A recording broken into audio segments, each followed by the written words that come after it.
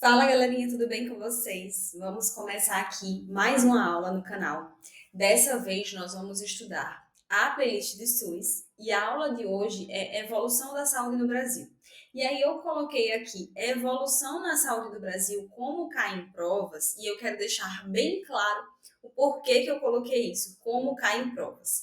O objetivo das minhas aulas aqui no canal não é fazer aulas super extensas que você não consiga realmente manter uma constância de aprendizado. Porque quando a gente tem aquelas aulas super extensas, só enchendo linguiça e não é realmente aquilo que cai nas provas, dificulta muito o aprendizado. Por quê? Porque você vai começar a estudar, mas você não vai conseguir dar continuidade por conta do volume da extensão. Então, aqui a minha intenção é trazer realmente o que cai nas provas. Nas provas do concurso, você não precisa realmente saber todas as entrelinhas, você vai precisar saber o que eles cobram. Então, é isso que você precisa focar o seu estudo e é esse intuito que nós temos aqui no canal. Então, a gente tem aqui playlists tanto de enfermagem quanto de SUS. Hoje nós estamos na nossa de SUS com essa aula. Para quem não me conhece, eu sou Gisele Rios, sou enfermeira, já sou concursada e hoje trabalho com mentoria de estudos para concurso na área de enfermagem. E por ter realmente uma longa jornada na preparação para concurso, eu realmente aprofundei os meus estudos e hoje continuo fazendo isso, analisando o que cai em provas para que os meus mentorados realmente consigam alcançar as suas aprovações, é que eu venho aqui no YouTube trazendo as aulas, porque eu tenho realmente um conhecimento mais aprofundado em relação a isso. E aqui eu quero compartilhar com vocês agora esse conhecimento, tá? Eu tô aqui olhando um pouquinho para baixo porque eu vou espelhar, já tá espelhada aqui a minha apresentação e aí a gente vai vir junto, tela por tela, que eu vou explicando para vocês esse conteúdo. Então, sem mais delongas, vamos começar a nossa aula. Eu sempre gosto de falar que o SUS a gente tem que estudar realmente direitinho numa cronologia. Então, antes de qualquer aula que você vai estudar, você precisa saber como é que se deu a evolução da saúde no Brasil, porque senão você não vai conseguir entender aonde a gente chegou e por que que a gente quis chegar onde nós estamos atualmente, tá? Então, agora entrando realmente na nossa aula, eu quero mostrar para vocês, né, que primeiro a gente vai entender como é que aconteceu lá na época do Brasil colônia.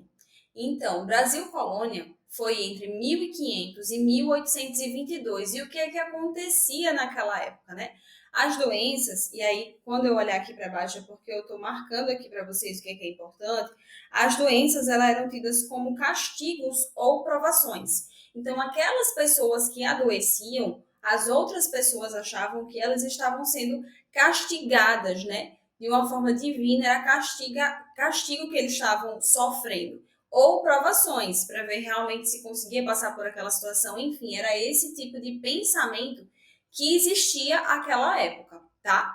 E aí, de quem era a responsabilidade em relação ao cuidado com essas pessoas? A responsabilidade ficava por parte dos curandeiros, pajés, boticários, tá? Que eram aquelas pessoas que manipulavam realmente plantas, por exemplo, para cuidar da saúde dessas pessoas. Então, percebam como era vista a questão da doença antigamente, tá? Era castigo ou provação divina. Então, aquelas pessoas elas eram realmente excluídas, ficavam ali às margens do cuidado dessas pessoas, desses curandeiros, desses pajés, dos boticários. A gente sabe que atualmente ainda existem, por exemplo, nas aldeias indígenas, existem pajés que fazem esse cuidado. Só que antigamente era só aquilo, não existia, por exemplo, como a gente tem hoje, uma equipe multidisciplinar, um cuidado, um olhar mais amplo, né? Um cuidado mais direcionado. Então, era dessa forma que acontecia, e eu quero que você entenda, né, esse iniciozinho, como que acontecia. Então, o que foi que mudou? Como é que começou a mudar esse tipo de tratamento, né? Com a inauguração das Santas Casas. E aí, essas Santas Casas só foram surgir no Brasil após a chegada dos padres jesuítas, tá? Então, esses padres vieram ao Brasil e aí, através da chegada deles, por conta da chegada deles, é que começou a existir no Brasil as Santas Casas. Aqui na cidade que eu moro, a gente tem. Eu acredito que na cidade que você mora também tenha, né? Muitas cidades têm. E aí as primeiras que surgiram, né? foram as Santas Casas de Santos, que foi a primeira, tá? Aqui, deixa eu marcar aqui para vocês. A primeira foi a de Santos e a segunda foi a de Salvador, tá? Isso pode estar na sua prova, porque também é histórico, como que começou a mudar a concepção de assistência às pessoas. Então, isso aqui pode ser um ponto que está lá na sua questão de prova, né? Se ele vier abordando realmente a evolução da saúde no Brasil, isso aqui pode estar, sim, é um tema bem importante.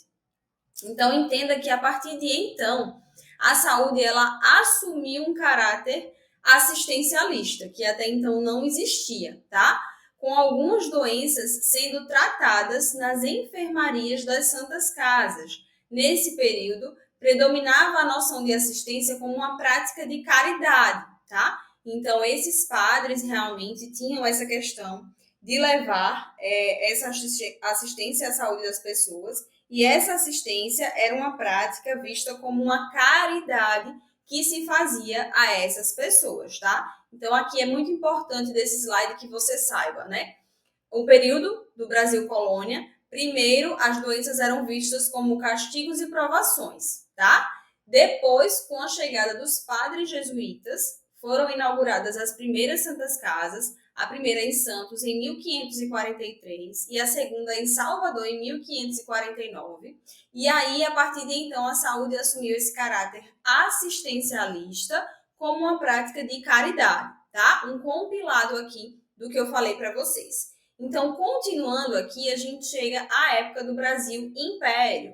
E aí, na época do Brasil Império, foi de 1822 a 1889, deu início à chamada Era Bacteriológica, tá? Que atribui a gênese das doenças aos micro-organismos. Então, ela propõe a teoria da unicausalidade. Então, naquela época, acreditava-se que a doença ela existia no corpo humano unicamente a partir da concepção do micro-organismo. A gente sabe que hoje, né, existe realmente várias situações que ocorrem para que ocorra a doença no organismo da pessoa. Então, precisa de um agente causador, precisa de um organismo suscetível, precisa de uma baixa de imunidade. Então, aquela época do Brasil Império só se pensava na questão dos micro-organismos, tá? E aí defendia essa teoria da unicausalidade, ou seja, a doença ela baseava-se na existência apenas de um agente causador de agravo ou da doença propriamente dita, tá? E aí, o que é que eu quero que vocês entendam? Essa concepção, ela terminou estimulando a prevenção de doenças infecciosas. Então, isso foi importante para a gente, né? Hoje a gente tem situações de prevenção de doenças infecciosas e vocês precisam entender quando que isso começou. Então, foi aqui a essa época, tá? Trazendo sucesso no controle de doenças como a cólera, que existia naquela época. Porém, essa situação ela apresentava uma visão clínica muito restrita em relação às enfermidades em geral, tá certo? Tinha realmente essa visão única em relação às enfermidades, que era realmente só a questão da existência do micro-organismo. E aí, quando a gente chega aqui, deixa eu passar aqui para vocês, na época da República Velha, que foi entre 1889 a 1930, com a introdução realmente da questão da indústria no Brasil, da lógica capitalista de produção, tudo começou a mudar. Então, o que aconteceu naquela época? Um crescimento populacional muito grande, tá? Vem indústrias, gera realmente aquela situação de hiperprodução. Então, precisava-se de população para dar conta e trabalhar para essas indústrias. E aí houve esse crescimento populacional muito grande, e aí esse crescimento populacional sem estrutura para esses centros que acabavam acolhendo essas pessoas, transformou realmente aqueles locais, gerando condições precárias de higiene e saneamento. E aí, o que foi que aconteceu com isso? O Brasil ele começou a ser visto, né, ser destacado internacionalmente como um país que tinha surtos de doenças infecciosas. Então, ficou aquela situação de que existia a parte da expansão da indústria e a parte do capitalismo, mas ele estava sendo visto lá fora como um local que tinha muitos surtos de doenças infecciosas. Então, não era isso que se queria, né? Porque isso manchava a reputação do Brasil lá fora. Então, o que aconteceu com isso? Se intensificou o planejamento das cidades, que realmente precisava acontecer, né, para mudar esse cenário em que o Brasil estava inserido. E aí, esse planejamento se intensificou realmente, adotando medidas de saneamento e de medicina higienista como modelo de saúde, tá? Para reverter esse quadro em que ele estava inserindo, essa imagem que estava sendo passada lá para fora. E aí, nessa época da República Velha, mais especificamente em 1903, Oswaldo Cruz ele foi nomeado diretor-geral de saúde pública, tendo como principal desafio, né, nessa época, no começo da sua atividade, né, de implantação do órgão, implementar medidas de controles de surtos contra a varíola, que era o que estava acontecendo muito naquela época, né? A varíola realmente estava tomando conta, então precisava-se realmente implementar medidas de controle dessa situação. E aí, Oswaldo Cruz precisava fazer isso.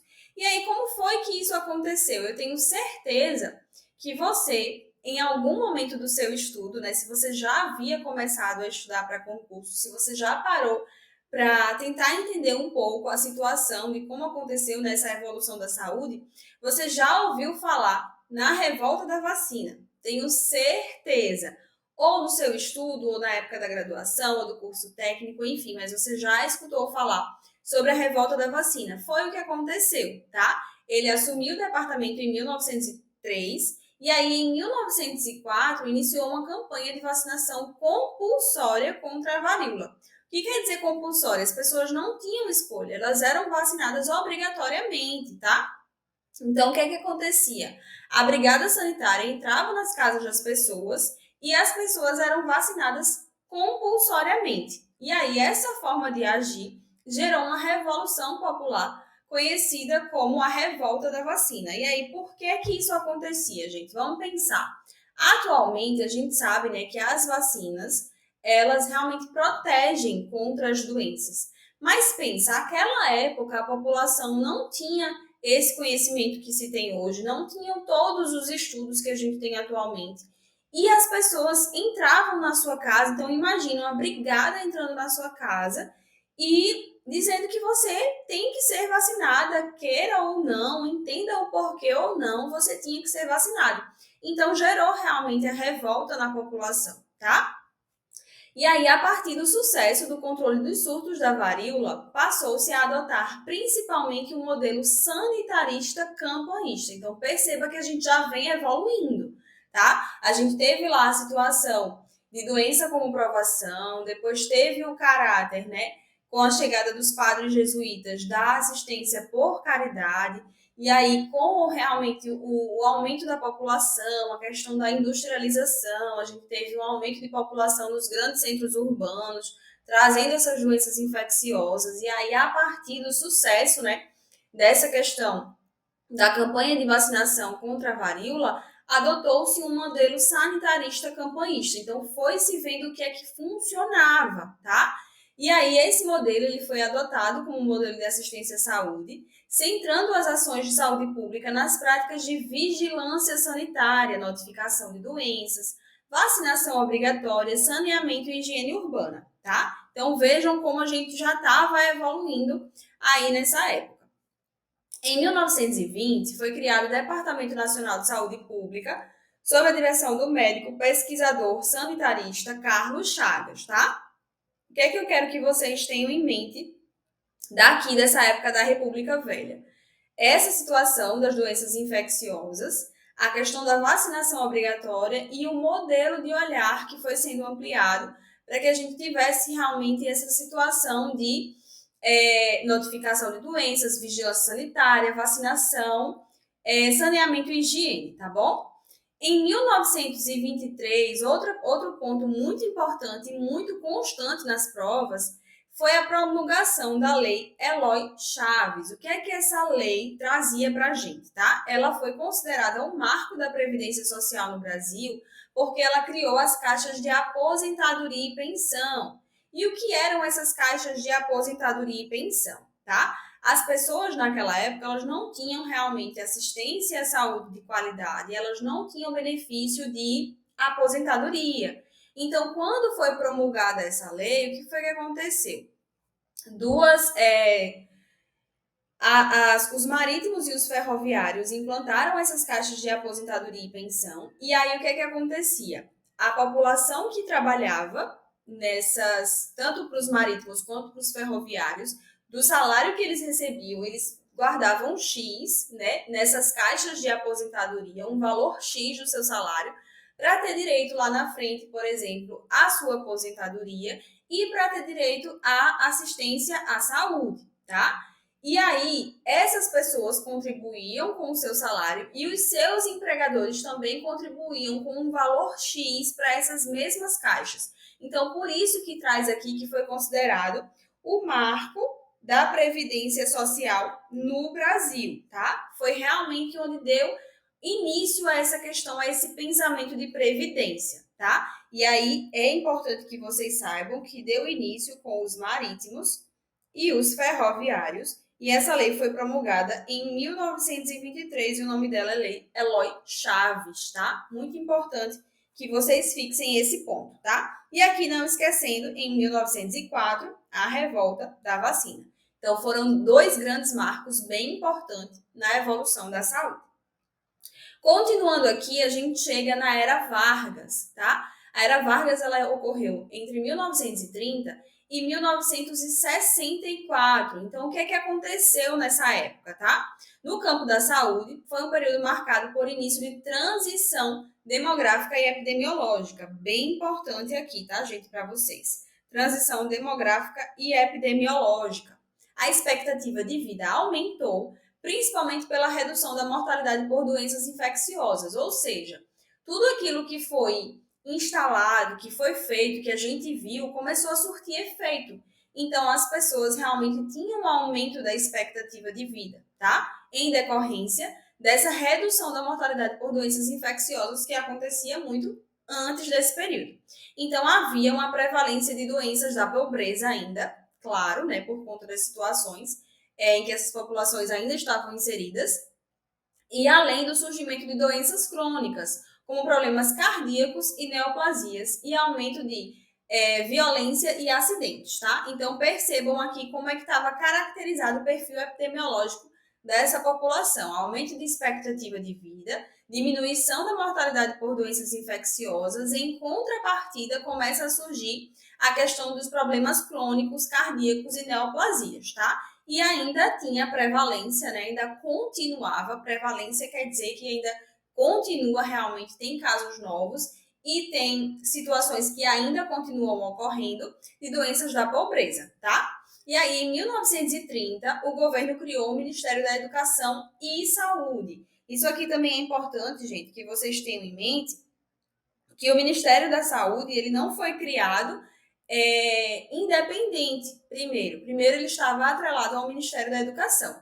E aí ele assumia uma responsabilidade pela prestação de serviços de saúde aos chamados pré-cidadãos, tá? Quem eram esses pré-cidadãos? Eram aquelas pessoas pobres, desempregadas e trabalhadores informais, ou seja, aquelas pessoas que não tinham uma carteira assinada, que não tinham uma condição financeira melhor, elas eram chamados de pré-cidadãos, tá? E eles não eram assegurados pela Previdência Social e, portanto, não estavam cobertos pela medicina previdenciária. Como eu falei para vocês, né? Em 1923, a gente teve a criação das caixas de aposentadoria e pensão, então essas pessoas que trabalhavam, né, com carteira assinada, lá naquelas categorias de marítimos e ferroviários, por exemplo, eles tinham direito à assistência da medicina previdenciária, tanto o trabalhador quanto a sua família. Mas esses pré-cidadãos, por exemplo, eles não tinham, tá? Não tinham esse tipo de cobertura. Por quê? Eram pobres, desempregados ou trabalhadores informais, então eles não tinham acesso a isso. E aí, com a criação do Ministério do Trabalho, teve início a parte do sindicalismo no Brasil e a organização dos trabalhadores por classes funcionais aconteceu também nessa época. Então, a partir daí, a área da saúde, né, na área da saúde foi criado o Instituto de Aposentadoria e Pensão. E aí pensa, a gente tinha antes as caixas de aposentadoria e pensão, que evoluiu para institutos de aposentadoria e pensão. E isso aconteceu, gente, eu vou colocar aqui de caneta, porque não ficou aí para vocês. Esses IAPs, eles surgiram em 1933, tá? E aí, como foi organizado as classes funcionais, então foi realmente, teve início a esses institutos de aposentadoria e pensão, e aí cada um na sua classe, tá? E aí não ficou mais restrita só aos marítimos e ferroviários. Em 1953 foi criado realmente o Ministério da Saúde, e aqui eu quero mostrar para vocês que agora sim ele foi criado de forma independente, ou seja, em 1930 ele estava Ministério da Saúde e Educação, mas aqui em 1953, gravem essa data, tá? Foi criado o Ministério da Saúde com foco em ações educativas e campanhas e manutenção de serviços assistenciais para não segurados da Previdência. Ou seja, esses não segurados da Previdência, que mostra aqui, são os nossos chamados pré-cidadãos, tá? E aí tenham em mente isso. Em 1953, a gente teve a criação do Ministério da Saúde com foco em ações educativas, campanhas e manutenção da assistência aos não segurados da Previdência, os nossos pré-cidadãos. E aí a gente chega em 1964 a 1985, na época do autoritarismo. E aí, como era essa época em relação à saúde, tá? As condições de saúde ainda eram precárias, tá? Vale ressaltar aqui para vocês, ainda existiam condições precárias de saúde e coexistiam doenças da pobreza e da modernidade. Ou seja, não deixou de existir as doenças da pobreza e passou a surgir as doenças da modernidade. Ainda existia, não é que passou a existir, porque elas vieram na era anterior, que a gente viu, né, doenças crônicas, cardiovasculares, neoplasias. Então, a essa época existia aqui as duas, tá? Essas duas situações. E aí a saúde pública era limitada e de baixa qualidade. Essas duas palavras aqui também são bem importantes para definir essa época aqui, tá, gente? A saúde pública era limitada e de baixa qualidade.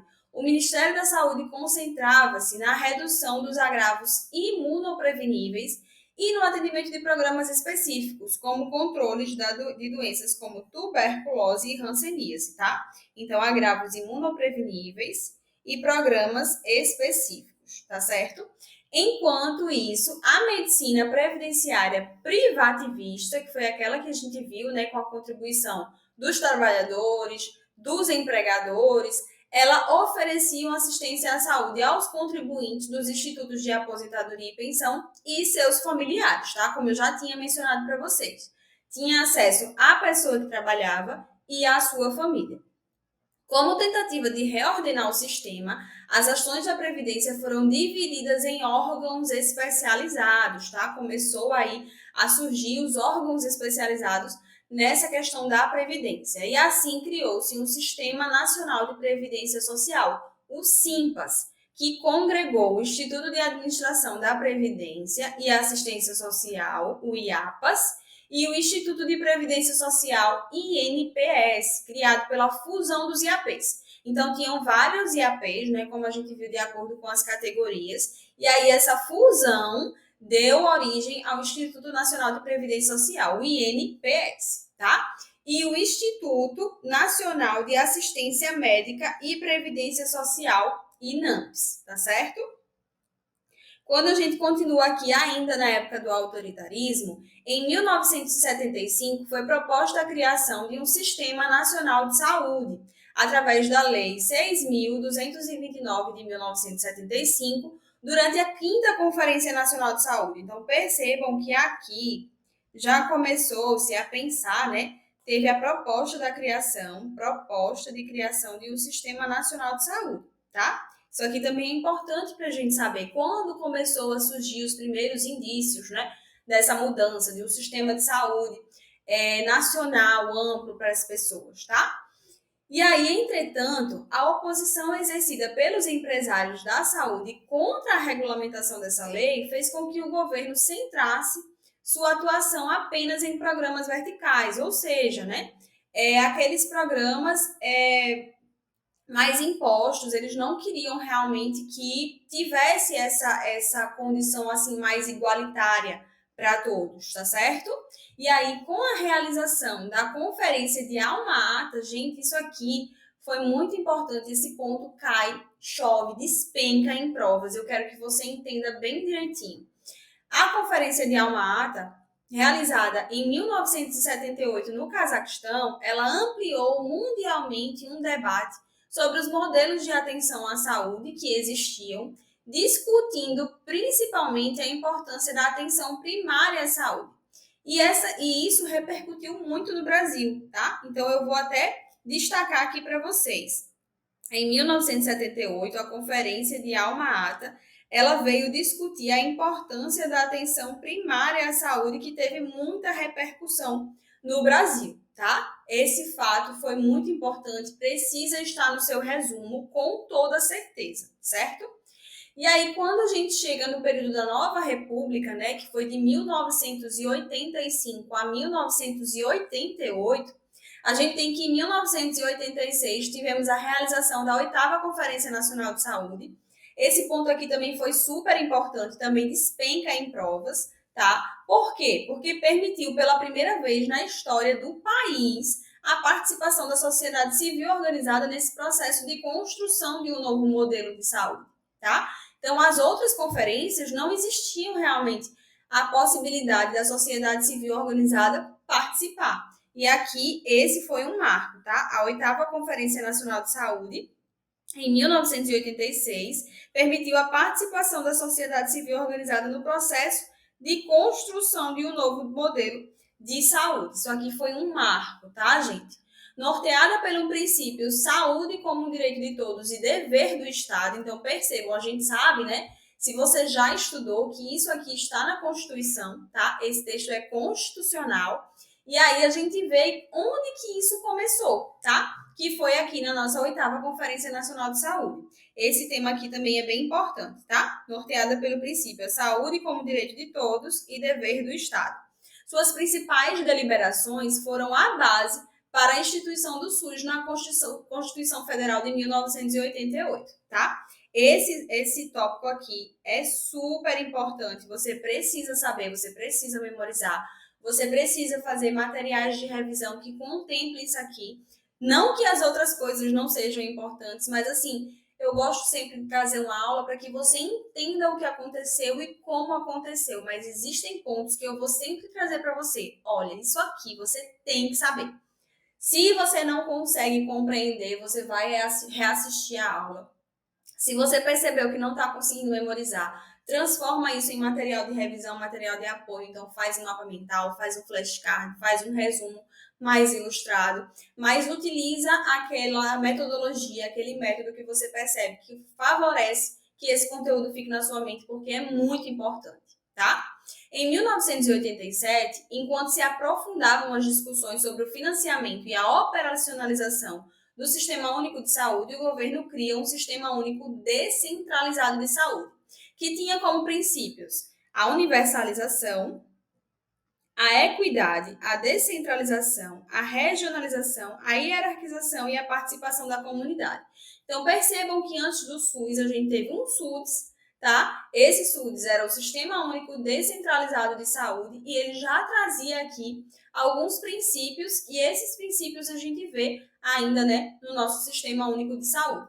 O SUDS apresentou um avanço na gestão do Estado sobre um sistema nacional, sobre um sistema de saúde nacional, principalmente ao descentralizar as ações para o âmbito dos estados e municípios, ou seja, não tinha mais aquele caráter unicamente, né, da gestão como gestão do estadual, não estado, estado em si, mas nação. Então trouxe isso realmente como responsabilidade também dos estados e dos municípios, tá? Ao descentralizar, a promover essa descentralização. E aí, em 1988, a Constituição Federal define a saúde como direito de todos os cidadãos e dever do Estado, criando o Sistema Único de Saúde SUS através dos artigos 194 a 200, tá? Eu sempre falo também que, ficou aqui, eu fiquei na frente, mas é 194 a 200. Eu sempre falo também que quando vocês vão estudar SUS, precisa estudar os artigos 194 a 200. E aí tem pessoas que dizem, mas Gi, a saúde só é do 196 ao 200, mas o 194 e 195 fala do financiamento da saúde, que também é super importante. Então, quando você estiver estudando para um concurso específico, analisa o edital do teu concurso e vê o que é que ele está cobrando, se é do 194 a 200 ou se é do 196 a 200. Se não for para um concurso específico que diga lá que é do 196 a 200, estuda do 194 ao 200, tá? Que você vai se preparar muito melhor. E aí, a gente teve também, já não está nesse período de Nova República, né? Foi em 1990, mas a gente teve as leis 8080 e 8142 que regulamentaram o SUS. A lei 8080 tratando das ações gerais de saúde, né? E a lei 8142 falando mais da participação popular, do controle social e do financiamento da saúde, tá, gente?